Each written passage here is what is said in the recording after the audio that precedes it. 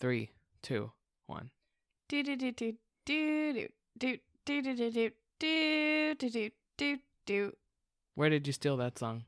I don't know. I just did it. Welcome to Movie Nights with Marcos and Paulina. Hello, hello. Tonight we're actually going to mix it up a little bit. Instead of talking about a movie, we wanted to talk about a TV show called Schitt's Creek. I'm sure you've heard of it. I had never heard of this show until you started watching it in the background. Well, I think since then it was nominated for all kinds of stuff. That's true. But So I think more people have heard about it now. just for background, I saw Paulina watch this show on her phone, on her Netflix app, and I had just not thought anything about it. And she said, "Oh, I think you would like it." And then I ended up watching it with Paulina. So she had watched it twice, and I had seen it for the first time. So since you've seen it twice, pal, what did you think about the show? So I love Schitt's Creek. I think the second time watching it, what I really enjoyed about my first time watching it was taken away, because what I really enjoyed the first time watching Schitt's Creek was that I felt like it was really unpredictable. So I don't know. When I first started watching it, I expected it to follow the formula. I expected the characters to be very archetypal, and I was very pleasantly surprised the first time I watched it. I was like, oh wow, I can't actually predict everything that they're gonna say or joke about, or like they wouldn't always go for the obvious joke, which I think is what a lot of sitcoms do. They go for the obvious joke and it's still enjoyable, but it is predictable. And the first time watching Schitt's Creek, I felt like that wasn't true. Now the second time watching it, obviously that element of surprise isn't there anymore. So actually watching it the second time, I didn't enjoy it as much as I did the first time, but I do still think it's a very solid show.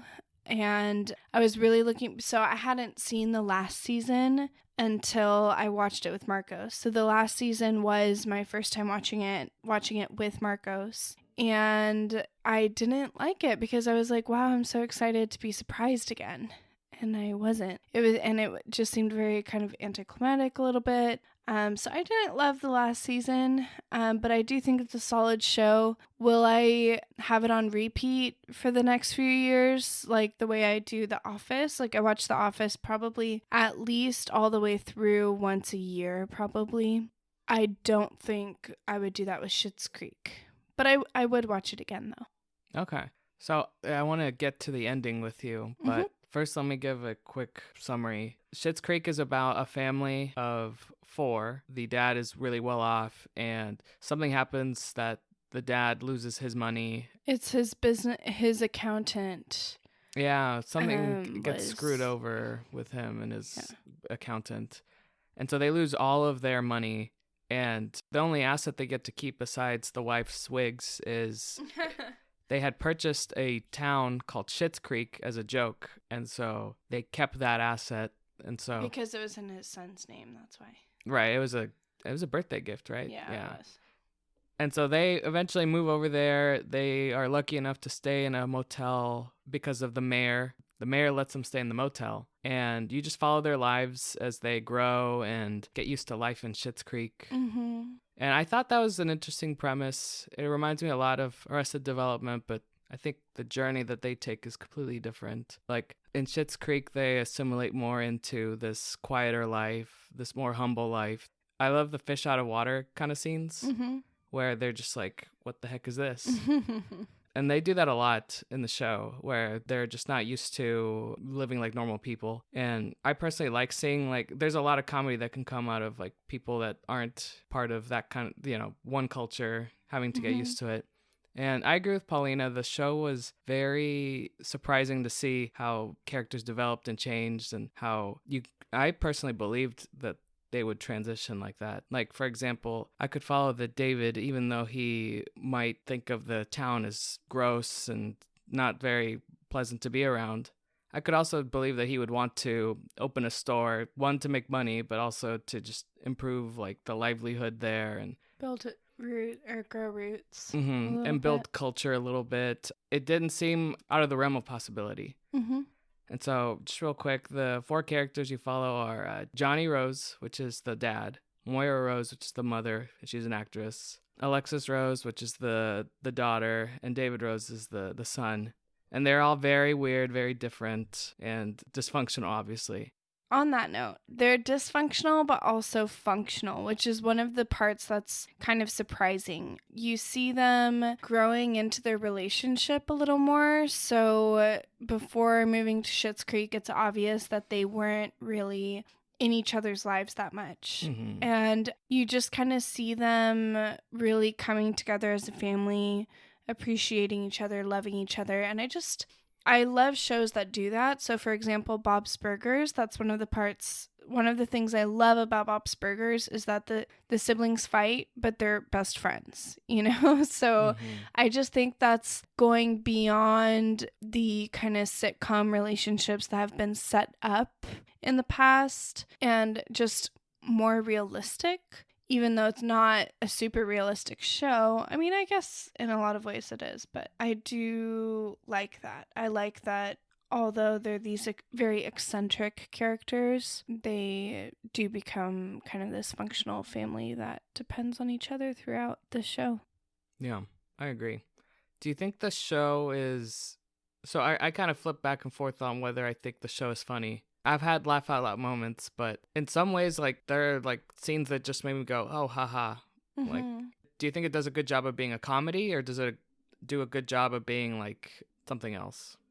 I think the first time I watched it, I thought it was a lot funnier, but I think you're right that it's not an extremely funny show. Mm-hmm. It's an enjoyable show, and it's entertaining, but it's not pure comedy, you know? Mm-hmm. So for example, like The Office is, for me, just makes me laugh a lot, and it's all about the comedy and less about the relationships. Really? I mean, it definitely has the relationships, and that's an important part of the show, but the comedy, I think, is the main piece. Do you think it's a comedy? I mean, it's categorized as one, but I think you were saying that sometimes they don't take the cheap jokes. Mm-hmm. And I felt like a lot of times there were cheap jokes. Like, Alexis's background is that she was traveling all over the world with this boyfriend that... With rich boyfriends who didn't treat her well. Yeah. And that joke keeps coming up, and like... That's true. She always has to one-up every situation with like, oh, you think that's bad? Well, you should have seen me in Egypt. When I was 12. Yeah, and I was tied in the back of a car, and we got away from the police. I can get away with the police in this situation. And I don't think that's a cheap joke, but you're right that it comes up way too much, and it felt like filler. Like, the second I knew the joke was coming, I'd get really annoyed. Oh, wow. The second joke that I felt like was very common was with, what's her name? The waitress lady. Oh, Twyla, about her mom and every her time boyfriend. Twyla was brought up, every time Twyla brought up her mom and her boyfriend and how sad her background is that she doesn't have a father, I guess. Yeah. It is sad, but it's a cheap joke. Honestly, Twyla was one of the characters that really annoyed me. I feel like they didn't really do much with her. They didn't, and at the ending... And then at the end, in the last season, if, it got so sentimental with her. I don't know if we want to wait to talk about the last season towards the end, since maybe not everyone's finished the series, but we could save it towards the end. But yeah, towards the end, Twilight didn't really seem to get like a good... Like, I didn't like how they resolved or ended her character, I guess. Yeah, so that's the other thing that I don't like about the show is I don't think all of the acting is very strong. So obviously Moira, she's great. When I first watched the show, I thought Alexis wasn't a good actress, but I think she played the role well. So yeah, eventually I decided actually she is a really good actress. I almost believe that she is exactly like that. Yeah, I don't know what she must be like in real life. Yeah. But if she is just like the character Alexis, I would totally believe it. Yeah. Now, David, I loved David, and obviously he's just like amazing. But I watched him in like super random Casey Musgrove's like Christmas special last year, and he acted the same. So really, yeah. So I feel like with him, it's like, oh, that's him. You know, I've actually seen an interview with him talking about his Emmy nominations, I guess is what he got, and yeah, he does seem like the character a little bit. Does he? Yeah. But just in case you didn't know, fun fact is that David and Johnny the character, the real life actors that play them are actually father and son in real life too. And Twyla's their sister, his sister. Yeah, which I thought I would have never guessed that Twyla's related to. Well, once you know it, you can kind of see it a little bit. You can see it with the father and the son because of the eyebrows. Oh, for sure. It's like really obvious. I didn't know that fact, and I just thought he was cast as that role because of his eyebrows. Because of his eyebrows. Yeah, and that they were natural. But yeah, I agree that Alexis, at first I thought she was a bad actress, and then I realized she's probably doing a great job if I think she's playing like fully this believe character. it. Yeah. Moira took a really long time for me to get used to. Yeah. Because I didn't even understand that her accent was fake. I could not understand how you couldn't get it. Well, I kept telling you it's like her accent, like she makes it up, and you're like, I thought she was British. No, that's not a British. You're terrible with accents. I never said you're very terrible at recognizing them. Yeah, I never said I was good with accents. Yeah, I know. It just is really surprising to me. A British accent is very obvious. It sounds like Moira. No. Well, whatever. With everyone else, they also all grew on me. Like, I didn't really love Stevie at first, which is the Stevie's motel. Actually the other one that I don't think is that good. She grew on me, but she acts awkward too much, even in situations where she should be a little less awkward, I guess. Mm-hmm. I don't know. You've seen her in another show. What is it, 12 Monkeys? 12 Monkeys. Do you like her in that show? Not really. Really? I mean, she's actually, I think, better in that show. Mm-hmm. And maybe it's more that her character kind of annoys me sometimes. Like, I wanted Stevie to mature, like it kind of, because even in the last season, that's where you expect her to grow, and it seems like she's trying to push herself, but I don't really see it actually happening. So I think I just got kind of bored of her. Yeah. What did you think about Roland? Because I thought he was so annoying at first, and I really warmed up to him by the last season. Hated him, warmed up to him, got annoyed by him. Even towards the end? Yeah, even towards the end. Really? Because I felt like he did get stuck in the Roland character. But I guess sometimes he was still surprising with his choices, like, of investing in their business and stuff. But the one that I actually don't like his acting is Johnny Rose. Really? I think he's awkward like him that much. I think he's awkward in all the right ways.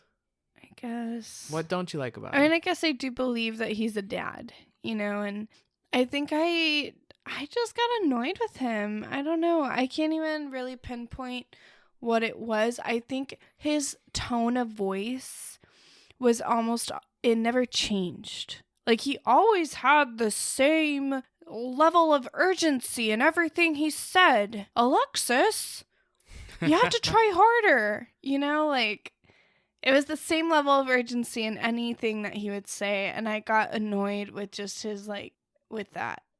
Yeah, I really liked him because he was the optimistic one that was trying to make a better life for themselves. Mm-hmm, that's true. And I don't know, I feel like that's a quality that is positive, and so I wanted to root for him and him and you do see him fail at some of the things he tries to do. Like, he's working out of a car garage to try to find a business. He's struggling to make friends from his old life. I mean, they lose all their friends from their old life. Yeah, which is pretty sad. I do love Moira and Johnny's relationship, and that's something I think that we can sort of appreciate about the show and also criticize a little bit. So Moira and Johnny, I love their relationship because you kind of expect, people who have been mega rich and then lose everything, you would expect that to really affect their relationship, but it seems like it never faltered. Moira never blamed Johnny for what happened. You never see that happening. Mm-hmm. And then the other part that I really love is I love the relationship of David and his boyfriend Patrick. I think that I don't know, I really liked how they developed the relationship. I loved how solid the relationships in the show were. The one that I didn't love so much was Alexis and Ted. I actually did not like their resolution. I didn't really love that. So. I know why they did that, but I guess we can start talking about season 6. Yeah, the last season. 6. So if you haven't seen season 6, you can go ahead and step off. Get out of here. Get out. Okay, so Alexis and Ted. So the resolution for them was Ted goes off to the Galapagos. So very La La Land. It is kind of like the ending of La La Land. Ted basically gets the job, internship, of his dreams. And Alexis is going to go follow him to the Galapagos, but she delayed her flight. And as the season goes on, they decide that Alexis's life does not belong in the Galapagos, so they should end their relationship. And I know why they did it, and it was because the show even says that like Alexis would just be following another guy to another country like she did in her past. But I was rooting for them, you know, like in the show they break up and then it takes them a while to get back together. So they've gone through all this like effort for them to get back together only to separate. Like, I don't know. I didn't like that. What did you think? It also seemed really dumb that they said it in their conversation. I don't remember if it was Alexis or Ted. I think it was Alexis. She says, it's just so hard. I need to decide between my dream job and future and the love of my life. And it's like... I don't remember who said that. I think it was Alexis. And he kind of like agreed. And it's like, okay, if you're going to say love of your life, the choice is pretty obvious. Like, why would you ever choose your career over the love of your life unless you don't truly believe that they're the love of your life? So this is off topic, but do you not like the ending of La La Land? No, I love the ending of La La Land. But you hate they never said shit like that. Like, okay. You know, I did love La La Land, and I thought the ending was very fitting. Think they could have worked something out, but that wasn't the point. You know, the point was sometimes you have to sacrifice things to really make it big, and that includes sacrificing someone that you love or sacrificing that relationship. So I think it's like they were trying to go that route, but it wasn't set up very well. It felt very rushed. And I just think that if you truly believed that that was your person, the person, then they would come first and Ted would have stayed or she would have gone, whatever it had been. Or continue with the long distance if it's the love of your life. Yeah, you're talking 3 years, but if you're both really that committed, then you can do the long distance. Now, that's coming from me. I don't really believe that you have one person.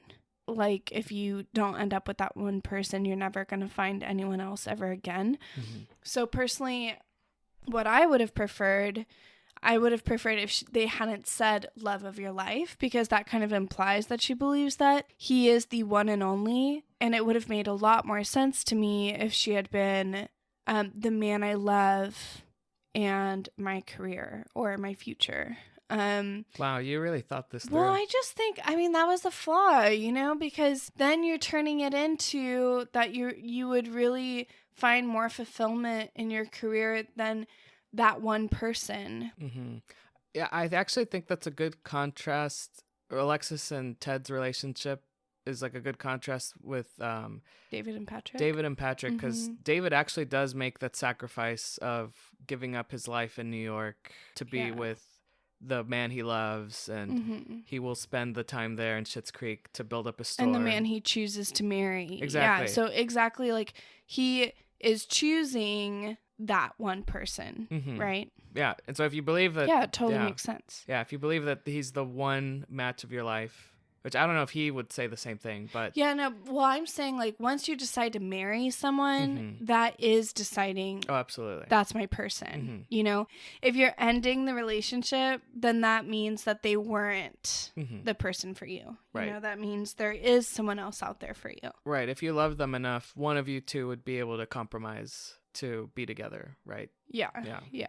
Speaking of the ending, just like you were saying, I thought the show was really good up until the last season, where it's still good, but some things just felt rushed. Like, for example, the wedding between David and Patrick. Yes. It just kind of comes up in the last episode. I was hoping it'd be a two-parter, or just... I know that they do the rehearsal, they don't even do a rehearsal. They didn't do a rehearsal. Yeah, but they did do like a tasting for the food. They did do the venue planning and all that. So you see like little glimpses of it, but it just didn't feel like it led up to this big grand finale Yeah.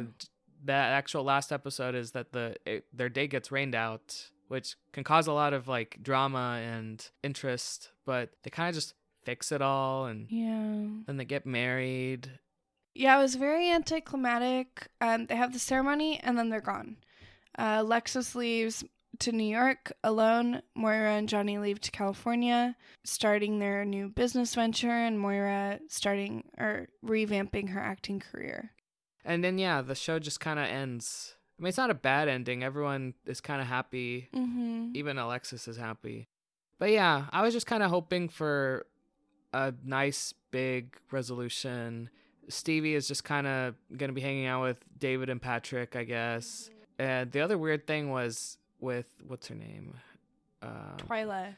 Yeah, with Twyla, it comes out that she had won a big lottery with another person. Yeah, right before they arrived. Yeah, right before they got to Schitt's Creek. And she just didn't want to show off that she won because they were all poor, But it's just so weird because she wasn't doing anything with her money, and multiple times Johnny was kind of looking for investors and stuff. Yeah. And I think Twyla even, I don't know if she knew it, but... Yeah, it just seemed really super random, and I guess they just really liked doing random things with Twyla. But yeah, it just overall, it didn't seem like a very strong season finale, but I think it always kind of ends up like that. And I know I've mentioned The Office a lot, but actually, now that I think about it, I used to hate the last season of The Office, but now I actually kind of like it. Yeah, maybe in a couple of years we'll rewatch Schitt's Creek and think, oh, it's actually a good last season. Mm-hmm. So right now, I know we were kind of bumming on the last season, Mm-hmm. but would you recommend the show as a whole? Because, for example, Game of Thrones, I thought the last season was bad, so I would never recommend the show. Never. Because it's got such a bad last season, I don't think it's worth it to watch at all. all. With Game of Thrones, you were literally just waiting for the last season. Yeah. And every episode, every season, you just want to see how it ends. And the fact that it ends like shit means that it's not worth watching all those hours of gore and plot twists if they lead up to nothing. With a show like Schitt's Creek, though, I mean, the last season is still enjoyable, but the entire show is enjoyable and entertaining. So you can absolutely, I would absolutely recommend it. It's a really good show, solid, funny, even though the last season isn't like super great. Yeah, I would say the exact same thing. That give it a try if you like. I think if you can enjoy the first season, you'll probably like the whole show. Yeah. But I would give it some time. Like, I think by episode 3. Yeah, episode 3. I think, the one scene where they're looking at the official town sign of Schitt's Creek and it's his sister bending over. What episode was that? Like first 3? I think so. I think that was my favorite joke of the whole show. And it came up so early. It's really funny. Yeah. Like, you tell Roland, you need to fix this. Oh, I'll fix it. Puts a big sign. It's his sister. It's his sister. I thought that was and hilarious. It looks like he's doing something to her butt. And I love that my favorite joke. Yeah, I mean, it looks really inappropriate. But I love that one of the last shots, I think it's the last shot. Yeah. It's of that sign that looks really inappropriate, of the town sign, they replaced all the faces with with Johnny's family. Mm-hmm. So it was kind of like a nice little bow. Kind of bow, yeah. Yeah. I agree. So if you had to give it one of your famous scoring scores, what would you give it? I give Schitt's Creek an A. Really? Mm-hmm. An A? Yeah, an A. I felt like we were talking kind of negatively about some parts of the show. Like, I mean, it's a solid show, though. Okay. I mean, A-, I guess. I was going to give it a B-. Wow. Because even though I had a lot of fun watching it with you, I don't think I'll ever watch it again. Maybe I'll watch like little clips. Yeah. But I mean, I guess, yeah, B+. I guess I'll go B+. But I do recommend it, though. Yeah, I mean, I recommend it too. I just feel like if I told someone, oh, it's a B+, they wouldn't watch it.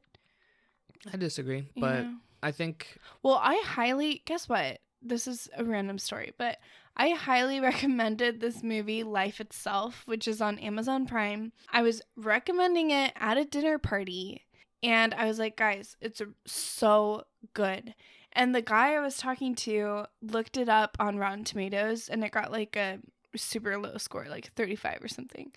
And he was like making fun of me because it had such a low score. What a jerk. And they didn't want to watch it. And I was like, fuck you. Like, come on. I'm recommending it. I mean, not that, just a 35 out of 100. You're going to take a random Rotten Tomato. Well, I don't really trust Rotten Tomatoes.